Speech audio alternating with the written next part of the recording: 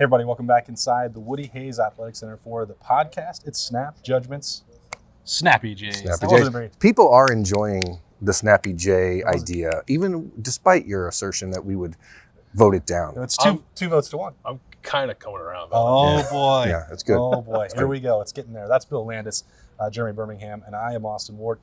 Into another week of training camp for the Buckeyes, fresh off of a scrimmage on Saturday.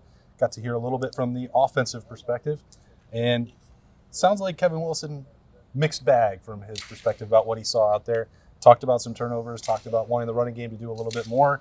I don't know if that's just trying to keep things under wraps and the hyperbole train from running away, but it sounds like there's just some work that Ohio State wants to do, and also that means the defense must be doing something right. Yeah, I don't think it's hyperbole. I think this is stuff that Kevin Wilson was talking about going back to the spring. They got to be able to run the ball when everyone knows you're going to run the ball. And he said to this point, they've not really been able to do that. Short yardage situations in the scrimmage, it sounds like, did not go particularly well for the offense. Now, it's probably pretty good for the defense because I think those situations did not go well for the defense last year. So I think you can still feel good about that if you hear that and you're an Ohio State fan. But that's the area where the offense, I think, needs to take its steps forward, as we said many times. But it was funny talking to the offensive coordinator and coming away like feeling really good about the defense. But that's kind of how I came away from Kevin Wilson's time. Well, I mean, we've heard the same, refrain over and over. Like, can this offense be perfect? And essentially, that's the guidelines. That's the bar, right?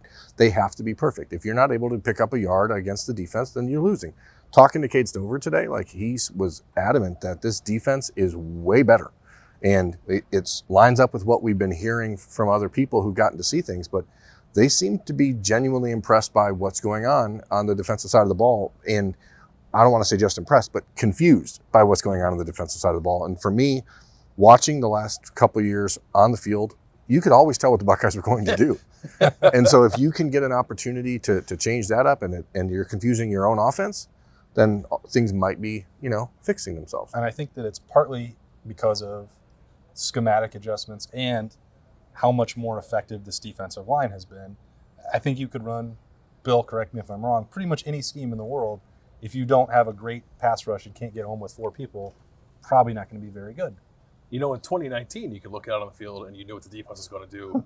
Did not matter because you had Why was that? Chase Young, but even beyond him, like Devon Hamilton, B.B. Landers, I'm forgetting who else was on the roster that year. It was a really good defensive line. Jonathan Cooper, yeah. There's a bunch of dogs up there. That's what I'm getting at. And Kevin Wilson today was talking about this defensive line group and saying that it reminded him of his earlier years at Ohio State. So the 17, 18, 19 seasons. And he said when you came out to practice and you lined up against that group, you just kind of felt their presence out there. They kind of terrorized the offense a little bit. And he said that this group is getting back to that. And obviously that means that the offensive line probably needs to up its game a little bit in practice. But I don't hear any of that and get concerned about Ohio State's offensive line. I hear that and I get really excited about Ohio State's defensive line. That's the give and take of any training camp. And it doesn't necessarily mean that one is going the wrong direction. It could mean that, but I don't think that's the case. People were asking us over the weekend about the Jack Sawyer and Paris Johnson reps, and you're not going to win every single rep against another future first-round draft pick. That wouldn't be a good sign if Paris Johnson was just stoning Jack Sawyer every time. Certainly would not be. You have to grade it differently when you're going through a training camp and you're playing against the same people every single day. You have to look and pick and choose which ones to assign some significance to, and I think that that's sort of the challenge, and also why somebody like Kevin Wilson would leave Saturday scrimmage and be like, not really satisfied, because you're not going to win 90% of the time the way you might if you were playing Rutgers. Yeah, it's what I said last week. This defensive line is better than 95% of the country's defensive line. So if the offensive line is not able to dominate them, that's okay and expected. But to me, I don't want coaches that are ever happy or or we're good enough. That's not how you're going to be winning national championships. So I would be more concerned if Kevin Wilson came out and said, this first team offense was great. We can't do anything better. We're perfectly fine. We don't even need to practice the next 2 weeks. That's not what's going to win championships. That's not what's going to beat Alabama or Georgia. And that is the bar. That has to be the goal for this season. Anything but a national championship is going to feel hollow and like a disappointment. So set that bar as high as you possibly can, and every single day you should be saying, not good enough, not good enough. You could tell that there was some of that competitive edge for the offense. The tight ends are obviously going to be involved in 3rd and 1, red zone offense. Cade Stover and Mitch Rossi, that's going to be that sort of two-man battering ram. And the fact that Kevin Wilson talked about the running game maybe not being exactly where he wanted it, and then us going to talk to those guys, then the chip on the shoulder showed up because Mitch Rossi is like, well, what's going to happen if it's 3rd and 1 for you guys out there? And he said, we're going to score. And he said, you ask a question like that, that's the answer you're going to get. So, that's not a practice thing. We've talked about just sort of the things we've noticed and picked up throughout training camp. Like there is a fatigue setting in for this team that people don't think that they are close enough to where they should be, or get asked about things from last year that they feel are already in their rearview mirror. I think they probably take it as major slights when those kind of things get talked about, and that's fine. I think when we talk about it, especially for the offense, we're talking about improvement sort of on the margins, but I think that's important. And Kevin Wilson was, I think, trying to get to that point when we were talking to him today. He pointed to the wall over there where there's a national championship banner from 2014, and he said, we're trying to get on that wall. He said, I played in that game 5 times. I don't have a ring. I want a ring. And to get a ring, these are the kind of things that the offense has to do. Obviously, the defense needs to take a major step forward, but it's not just them. They got to be complementary of each other. And the offense, for all its fireworks throwing the ball last year, and they were certainly a sight to behold, they have to be a little bit better in these kind of smaller areas. And I think they're being harped on. I think it's good that guys like Mitch Rossi are getting upset about being asked about it, because that to me suggests that they feel like they're getting better at it and are just eager to show people, and rather than have to talk about it and tell us like it's going to be okay. If you're a football player, is there anything worse that you can be called than soft? No. Finesse. I mean, that's, the same thing. But the point is, it wasn't just the Ohio State defense that was soft a year ago. It was the offensive line that had that reputation or earned that reputation throughout the year. So it is the tight ends in the running game. It is the running backs in the running game. So all these guys have that same chip on their shoulder. We talk about it all the last 9 months, the defense. But last week Jim Knowles said the defense was sick of having the finger pointed at him, but it wasn't just the defense. And so I think getting a chance to see this tight end group, and that is who we talked with on Monday morning, this is a bunch of kind of angry guys. Like they are not the I care about going out and catching 15 touchdown tight end group. They seem very intent on delivering some blows this year. And the running backs have to hold up that part of it too. And now I've been told by about 4 people in this building and elsewhere who were privy to what happened on Saturday. Mayan Williams is one of those battering rams who is capable of running people over and hurting them. You don't want to do that during training camp, I would say, when we're talking about But if you're gonna, the first week is when you do it. That may be a good time for it, and that's why you structure that scrimmage at the end of the first week. So, and Kevin Wilson was also asked about that. How are you going to dictate this workload in the short yardage? Do you want your main bell cow, Travion Henderson, out there all the time? Well, Mayan Williams, I think, is maybe closer to, and Berm, you've been maybe beating this drum throughout camp, an actual 1A, 1B than maybe I would have ever expected to be possible. Yeah, and I don't think that's a problem. I really don't. I know that you were really against that in the Mike Weber, J.K. Dobbins era.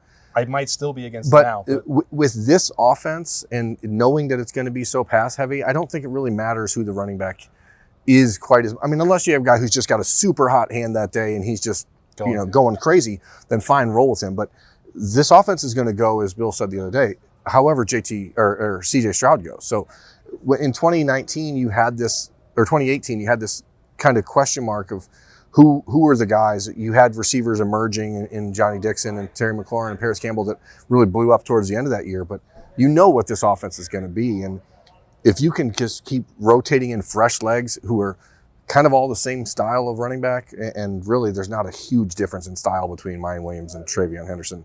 Travion's a little bit better in the short.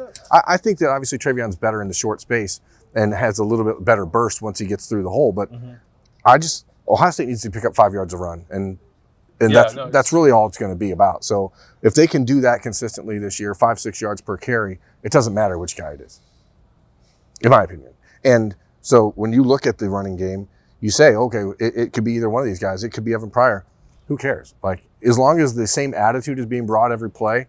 And I think that's last year where we saw a little difference with Travion at the end of the year. He seemed somewhat reluctant to be as physical as he was early in the year. And so if you have Mayan pushing you and making you better in that way, I think that only helps Ohio State. You push back a little bit on the similarities between the two there. Yeah, I mean, I think that I think that Mayan probably has a little more agility than he gets credit for. I still don't think I'd put him in the same category as Trevion Henderson. Yeah. There's wiggle, and then there's waggle, right? Yeah, that's actually a really good way to put it. Yeah. I think that's true. Wait, is that true? I don't. Yeah, There's look wiggle and there's waggle. Perfectly executed. Yeah. Is that, if I said there's Urban zig Dictionary. and then there's zag, I would think, well, they go together. Exactly. Waggle is like wiggle plus. Yeah. Yeah. And Trevion's got wiggle plus. Sure. Which is called waggle. Mayan's got a little bit of wiggle, probably more wiggle to him now that he's. Which is called wiggle. If you go back and watch Mayan's film from a year ago, you saw a guy who was shaking people a number of times.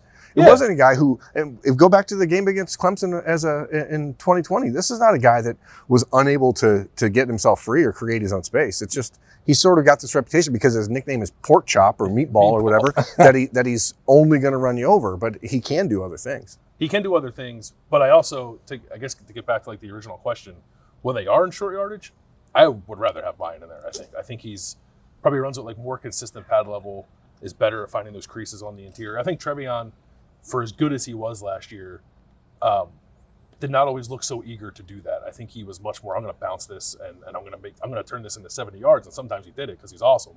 But I think he needs to maybe recalibrate a little bit when it comes to those dirty yards. But I think Mayan just sort of lives in that world. We're just free balling here, right? So we're just going crazy. Are we? Aren't we? But like, didn't you see? I'm wearing underwear. Well, that's not what I meant, but we get it. That's a lot of waggle. We saw Trevion, I think, make that leap in the Rose Bowl. Like we saw in the second half of the Rose Bowl where a guy that realized, hey, you know what?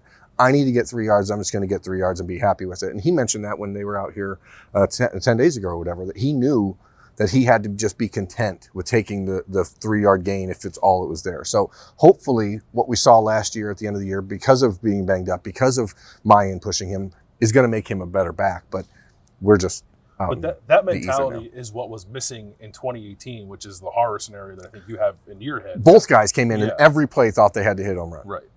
And he can't do that. If they do that, you're asking for trouble. But I think I'm inclined to agree with Berm that these running backs seem in a different kind of wiggle and waggle. Wiggle and waggle. Wiggle and waggle. Free ball. I'm learning I meant so to much. say spitball. Yeah, we hope that that's what you meant. But, I mean, but we get all the information, all the insight, all access with Berm. He's whatever the hell we want.